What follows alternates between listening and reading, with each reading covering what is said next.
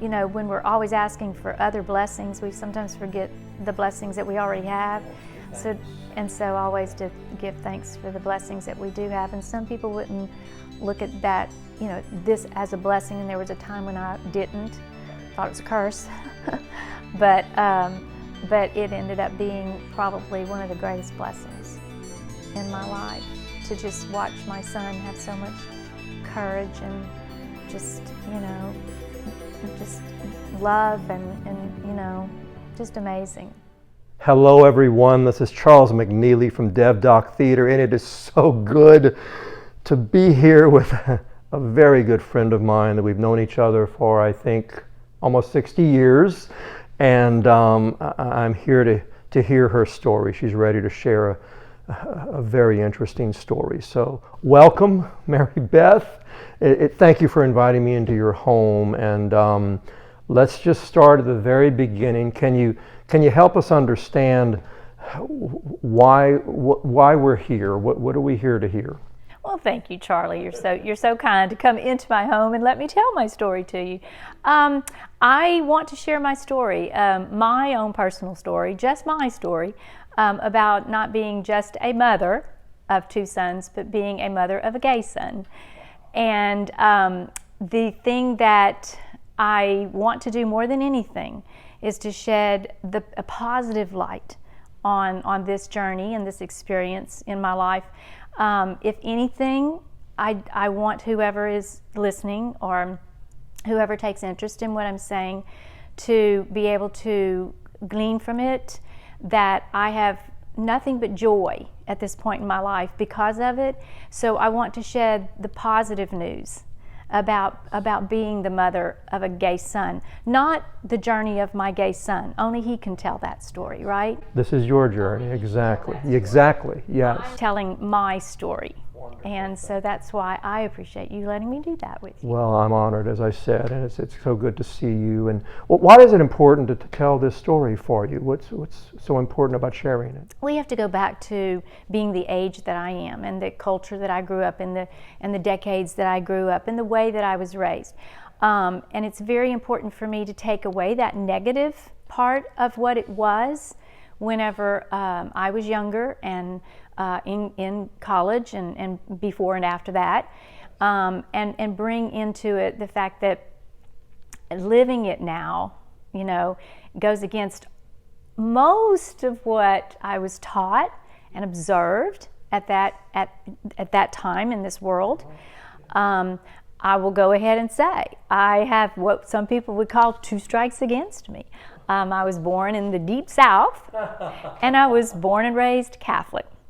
So I don't have to tell you what the stigma... Because I'm right there with you. Yeah, I mean, what the stigma was, and hope, unfortunately, still is in some places, but what it was back then about just talking about a person who was gay. If you remember, that wasn't even a word. There were other words used. Yes. And so it's very important for me to really talk about how I moved from what I thought were the worst strikes against me, being from the South, being raised in the South, and being born and raised Catholic, that ended up being actually the positive things about that. So that's what I hope that I can really share. That's probably my most important message that I want to get out. That is going to be so helpful and useful. Thank you so much. And yes, I agree. There are many challenges that we down here have to go through, and I'm just thanking you so much for doing this, and so helpful to families and people hopefully around the world that will be able to see this and not feel alone. And so that's a beautiful thing. Thank you, Mary Beth, very much. Okay, that's why you're doing this. What's exciting about this for you? What's the most exciting thing about sharing your story? Well, you want to scream from the rooftops when something really is exciting, right? And I know people are, might be watching this and thinking, why is she so excited about having a gay son? And I know that sounds, it may come off like that, okay? But the exciting part is that I have come to this place And I have grown so much and become who I am because of that experience, more of who I am because of that experience. It is, I don't know whether to start here with that story or go later and let's go back to that or whatever. Yes. But it is so important for me to share my story. If it helps another parent out there, oh my gosh, that would be tremendous. Okay. If someone's at the beginning of this journey, if someone is in the same place as me, if someone has been unable to get to this place and still struggles with it, if it can be of any help, absolutely. But selfishly, I just want to proclaim the joy that I have, that by accepting this, by embracing this, my life has flourished. And that's the message. And that's and I'll talk about why. I hope that Absolutely. I can tell you why and how my life has flourished. Absolutely. That will, yes. So that's exciting to you. What are the concerns right now? Your concerns about sharing your story? Well, I certainly don't want to speak words that would come for. I don't want to speak for my son because he journeyed this as a gay man, is a gay man today. His journey I could never understand, put myself in his shoes. So it's not about his journey. I can't speak for him. So, and I don't want anyone to assume that anything I say, he feels exactly the same way or anything like that, or that I'm assuming what it's like. This is your story, your journey. This is my story and my journey, and so I don't want anyone to misunderstand that this is just a journey of joy for me. Not to mention, that's not gonna, I will go ahead and spotlight some times in my life early on when I didn't feel like it was such a joy. And that's what this is about. Yes. It's about coming from that point to this point. That's yes, the whole point is where you are now and how you reached it. And so good. Well, can you tell us a little bit about your son growing up, his childhood, and some memorable moments that you experienced with him or that he experienced in some way that you saw? He was a joy to raise. We as parents, first-time parents, I didn't know what to do. Who does, right? So he's the oldest. And he's the older. Okay. And being the older one, again, there's all these scary things and fears that you're doing something wrong all the time. But his younger brother, just rolls his eyes when I say this, but his older brother, our older son, who I'm talking to, was the perfect child. He did all. I can see the younger one rolling his eyes too. Right? He did all the right things. I mean, the happiest child. He made parenting very easy, all the way. He made parenting even through high school. I have no complaints. He made parenting very easy. Laughed a lot, smiled a lot, embraced life. If I had to tell you what he was like then, he still is today. He has a huge thirst for knowledge. Huge thirst for knowledge. And so from the very beginning of time, he was a child who loved to read. Let me read to him, and then we read with each other, and then he read to me. Eventually, loved to read books, magazines, but I have to say this aside because this is the funniest thing about it. He loved to read encyclopedias. Now that is unique. Love it. I did a little bit of it, but let's go ahead and date ourselves if anybody's listening here, right? You had the World Book Encyclopedia right there on the bookshelf. Has to be known that I was a school teacher, elementary teacher, so we had every encyclopedia that you could imagine. So it was not unusual to, if anyone was looking for an encyclopedia to do any kind of school research or anything with, there were always some missing. And so where did we always find them? Under my son's bed. He would go to bed at night and he would read encyclopedias. So he was a voracious reader, loved to read. Loved to play outdoors, loved riding bikes, loved those boy things, except for sports. Yes. He wasn't interested in sports, and to be honest, he really didn't have a whole lot of natural athletic ability. There we go. I don't either. Yeah, so which was contrary to our younger son, and also very contrary to my husband, who has a lot of natural ability when it comes to athletics. But as parents do, we always wanted to expose him. We thought, and there was also this fear that if we didn't put him into the normal boy activities, that perhaps he would stand out in a way that maybe wouldn't have any friends or would be isolated. So I would say lightly forced him, but we exposed him to all of it: soccer, t-ball, baseball, basketball, except for football. We were a little afraid about that one, but he tried them. And another thing, if you ask about what was he like as a child, he was just very accommodating, never complained. Even when we said, we think you should try basketball, he was a little bit on the tall side. He didn't do well. Okay, but we're going to finish out this year. Right. Okay, now we're going to try baseball. He didn't do well, but we're going to finish. Yes.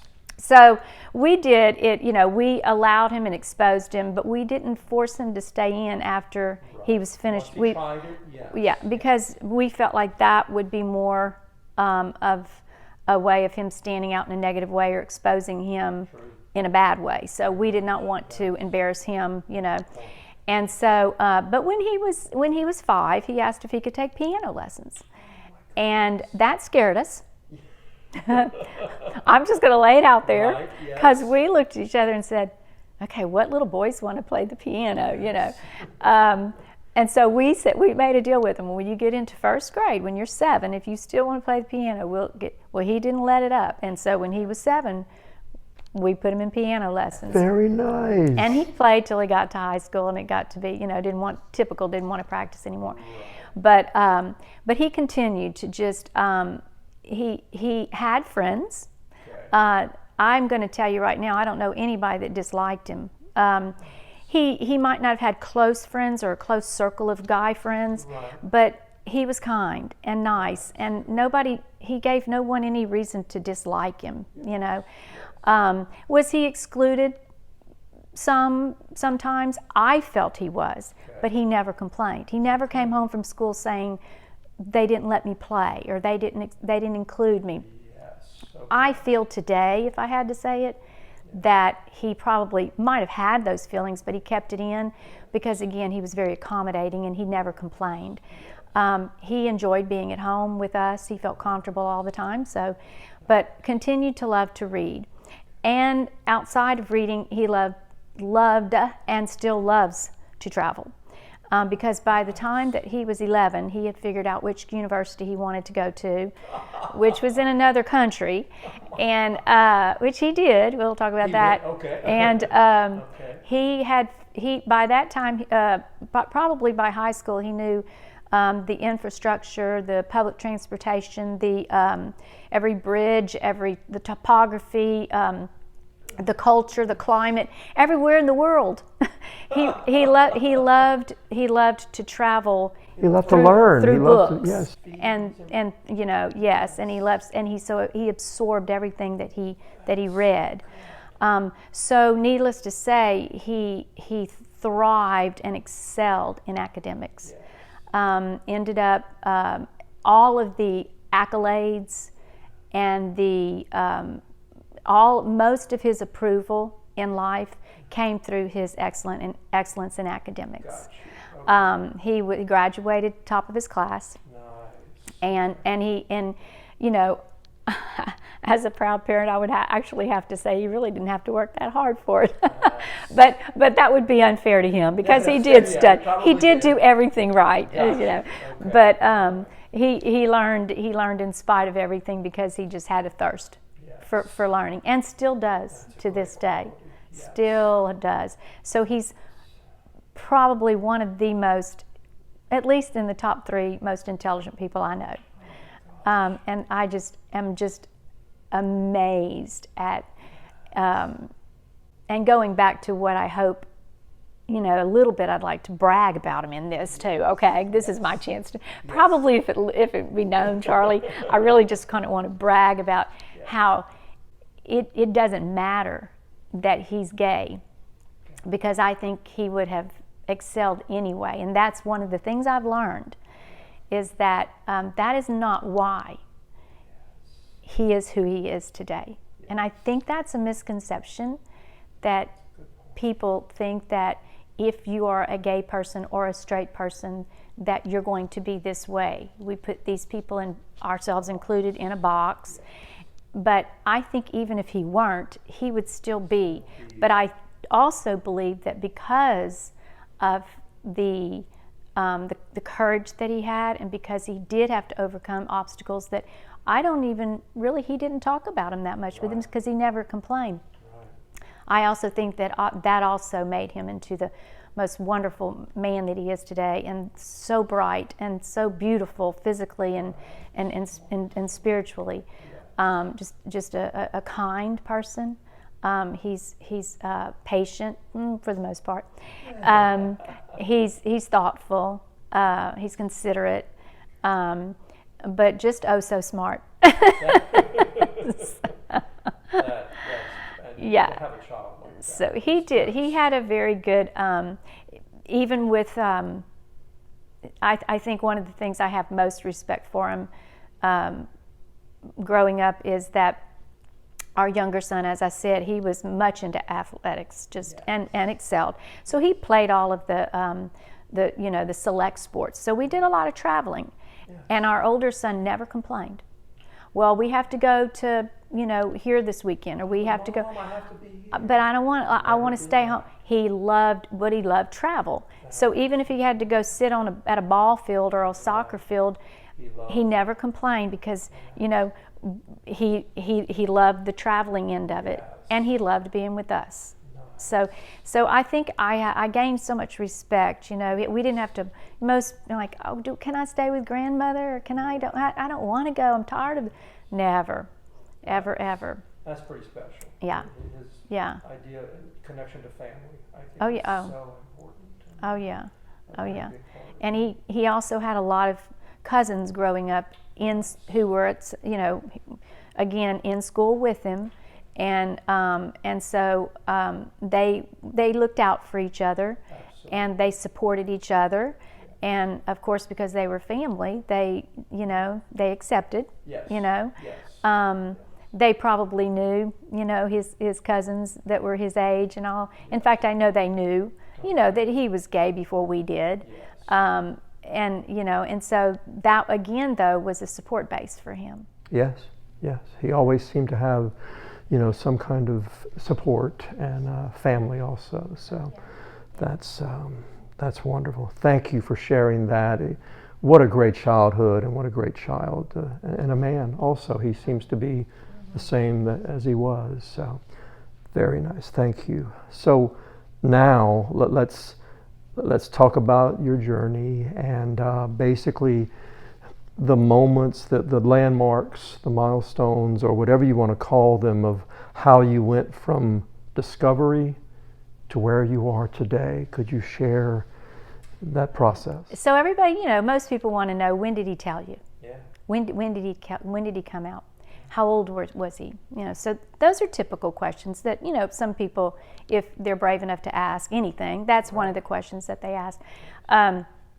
So he had just graduated university, and so he was, I want to say 22, 21, 22.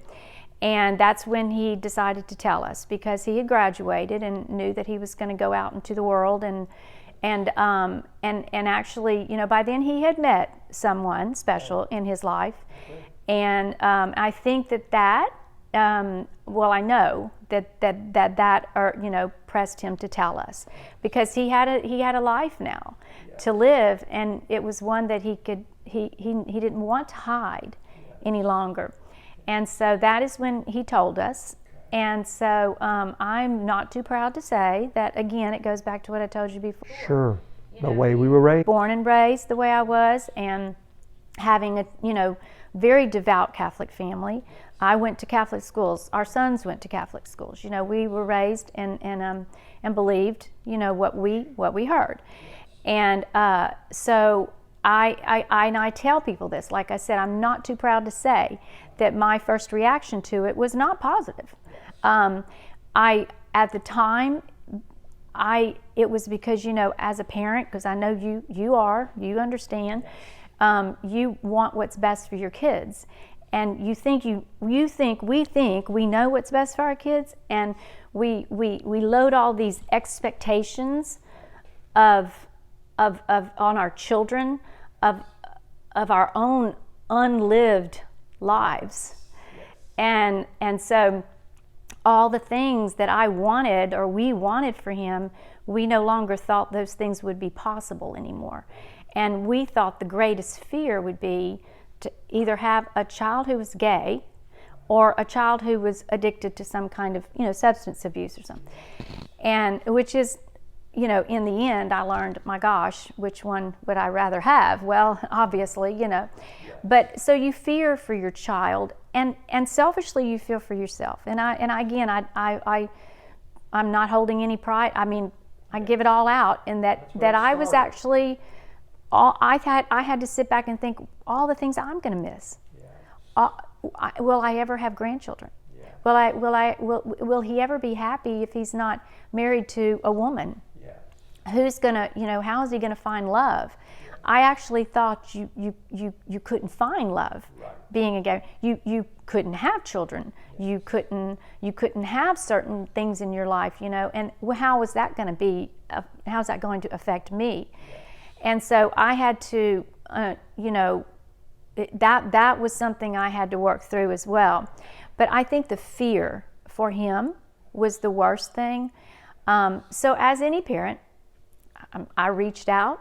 I reached out to the people, I remember reaching out to a coworker who, at the time, I thought she was giving me good advice, but in the end, she wasn't. And then, reached out to my priest at my church, and didn't feel still real good after that, because I think it was still raw and I didn't really still know. So, and unfortunately, there were some not so good conversations between my son and myself. I know I said some very hurtful things, but only in trying to understand, and also, most importantly, to try to change it. So if I can say one thing, it is that we can't change that in a person, and it goes back to working through this and having lots of conversations. What I didn't do early on enough was ask him, how do you feel about it? What are your feelings? How, Yes. And then one day I can remember, because you asked, you asked what are some landmark moments. Yes. I remember that probably there were few. One of the greatest landmark moments was when we first found out, and of course, I was distraught, didn't know what to do, was angry, wanted to change it, was embarrassed, scared, and my parents were still living at the time, and they came straight over to our house and sat with us in the kitchen and just took it so calmly. And I remember asking my mother, where are you grabbing your wisdom from to be able to you're the one who raised me and taught me that, unfortunately that wasn't acceptable. Right. And so how are you sitting here accepting it, Yeah. And then our younger son, I was scared for him. He was going to be in high school, and I didn't know what kind of teasing he might get as a result of it. And so I approached him and said, how can you just be so calm? And he said, Mom, my friends aren't going to dislike me for this. They're not going to dislike my brother for this. And I said, okay, here's this generation, my parents, who in their wisdom are sitting there saying, this let's, we've got to move forward with this. Yes. And they were okay with it. And then there's my son, who he assured me that he was great with it. Yes. And that his friends were going to be okay. So then there was I guess maybe the final landmark is sitting there on the phone one day with him, and because again, he lived, pretty far away and not many states away, and talking to him, and I said something about him being, you're so bright, you're so intelligent, you're so smart. How could you? Why would you choose this? And I kept talking, and he said, "Whoa, Mom, back up. What did you say?" And I said, "I just don't understand how someone so intelligent could think that this would be a good choice." And he said, "Mom, you think this is a choice for me?" And I stopped in my tracks and I said, "Well, yeah." And he said, "Mom, who would choose this?" And he said, "You're right. I would be too intelligent to choose this." He said, "Do you think I would make a choice to walk forward in my life and know that I'm going to be, probably teased and isolated, and people not accept me, and maybe not even have job opportunities?" And he said, "Do you think people, who would choose that?" And he said, "Mom, I didn't choose this any more than you chose being a straight woman." And that put me in my place, Charlie. That was the moment that got you to where that was the moment you are today. And so that was the beginning of when I said to myself, okay, something is misunderstood. And I started with thinking to myself, it's got to be something in the way I know my Catholic faith. And so I started thinking, I must not know my Catholic faith enough. So I started to learn, and I spent a lot of time informing myself, reading to a lot of spiritual, started reading the Bible, have ended up reading the Catechism, have ended up listening and praying, and all kinds of spiritual devotions, and all kinds of podcasts and people. And in all gathering all of this information, I found that this information is only data. Unless you use this information to change you, then that information is worthless. And so after time, I found that while I was trying to be informed, I was actually transformed. All of what I was doing was transforming me into the better version of myself. And that's when I realized that for people to see and accept my son, they have to see it through me. Just the way that people see Christ through us, our lights have to shine so that they can see. And I thought, if I'm going to expect them to accept my son, then they have to see that I do, that I do, and that not only do I accept it, but I embrace it. And so it changed me just completely. I'm less judgmental. Learning about my faith, people would have told me back then, I might have even thought that because of the way I was raised, that God was my enemy in all of this, because of the way we were taught. But God ended up being absolutely, you didn't know the whole story. Totally opposite. Yes. That is where I found my strength. That is where I found my courage. That faith that I had put in him, that hope that I had put in him all my life, it was coming back at me. And that was what was pulling me through. That was what was strengthening me, And so that transformation took place after I learned and was informed. Then I began. I'll never understand what it's like again, like I said, to walk in his shoes. Right. Yeah. But it so I guess landmarked, over time, and from then it just grew into just learning how to, watch it in different. Well, he was a voracious reader as a youngster, and you grew to this point from with that kind of research, and so that's wonderful. Well, that's a heck of a story, Mary Beth, and what a journey, and just a transformation, basically. That yes, we're constantly learning about what God has in mind. Exactly. And so yes, and we will continue as long as we can. Yes. Yeah. So throughout all of that, what would you say was the greatest thing to come out of this for you or for your family in this journey? For me, it's just been my world, and I have told my son this. My world, he has opened up my world.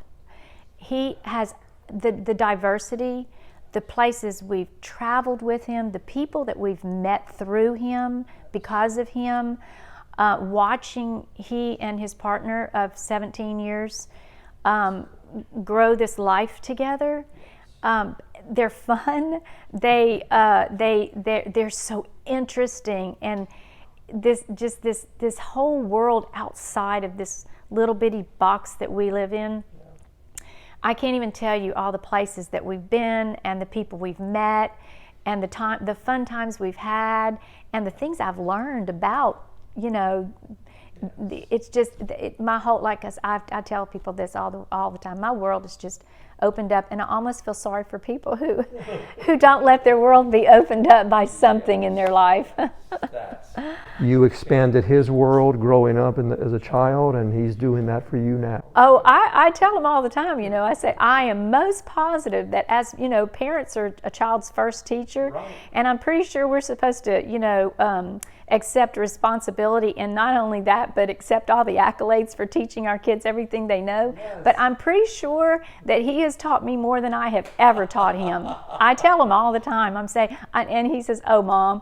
I said, "Oh, no, I'm pretty sure I've learned more from you than you probably have ever learned from me. And I'm pretty sure he's brighter than me too, but that's okay." That's wonderful. That's such a good place. So good. Thank you. Thank you. So is there anything you would want to say to parents or children right now who are going through, as you said, what you're going through or what you have been through? Is there anything you want to say to them? I would just say, you have to ask yourself that hard question. Do you really want to live with your children, or do you want to live without them? And do you really think that is important enough to go your entire life without being a part of your kids' life? My kids, we have a lot of vocations in life. My vocation is I was a wife and a teacher and a parent, but the vocation that I treasure and value the most is parenthood, being a mother, because I chose to, have children, and they are my heart and soul. I tell them all the time they're my Achilles heel. And so I love my sons, have no doubt about it. They can push me around like nobody else can, because I'm pretty weak when it comes to them.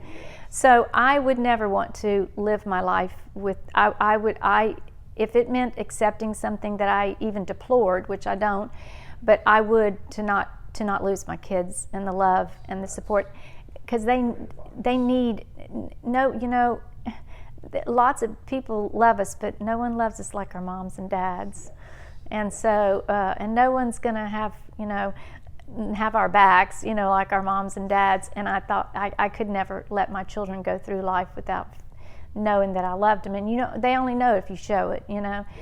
And I know that a lot of my husband and I have been there have been young men and young women who've come to us and seen the way that we are with our son, and they've asked, how y'all, I can't believe y'all are just so accepting of your son, and he's so lucky. How I wish my parents were like that.